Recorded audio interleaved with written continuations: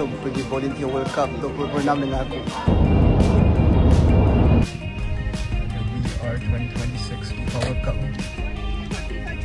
Yes. Okay, go ahead and log into your portal. Ada ni dekat phone aku, tunjukkan aku punya attendance. Lepas tu diorang ada bagi bingo card ni. Dan juga ada buat booth macam ni untuk letak gambar dengan bola World Cup.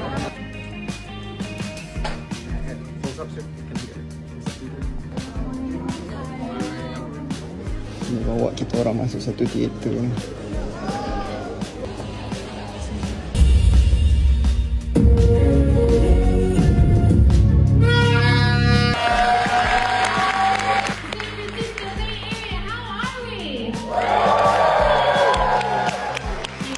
Volunteers are the heart and soul of every FIFA event. The best part about being a FIFA volunteer is meeting everybody that comes from around the world to know about and join in this wonderful day. So thank you very much.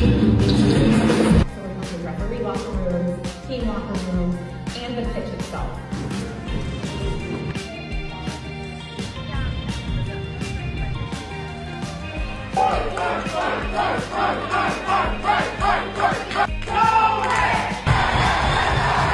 Antara benda yang aku rasa menarik yang aku belajar daripada tryout ni adalah sebagai volunteer, kita tak boleh minta gambar atau signature dengan professional player. Tak kisahlah korang nampak Ronaldo ke Messi ke kat situ kan.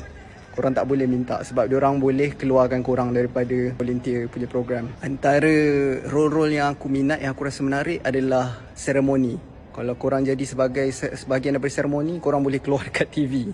Tapi kena datang rehearsal lah. Hari sebelum match dan hari masa match pun ada rehearsal. Selain tu, antara role yang menarik adalah media operation. Korang dapat akses kepada banyak sangat area yang eksklusif, yang orang tak boleh akses. Ada pre-match, ada pre-conference, post-conference, red rope, masa orang tengok gambar apa semua. Selain tu, diorang juga ada role untuk partners right delivery. Korang tahu kan, budak kecil yang berjalan keluar dengan player tu, korang akan jaga budak-budak tu selama 4 jam.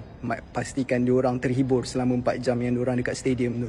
Dia ada juga guest operation sebab sambut VIP yang masuk dekat stadium. Korang dapat jaga orang yang sangat penting.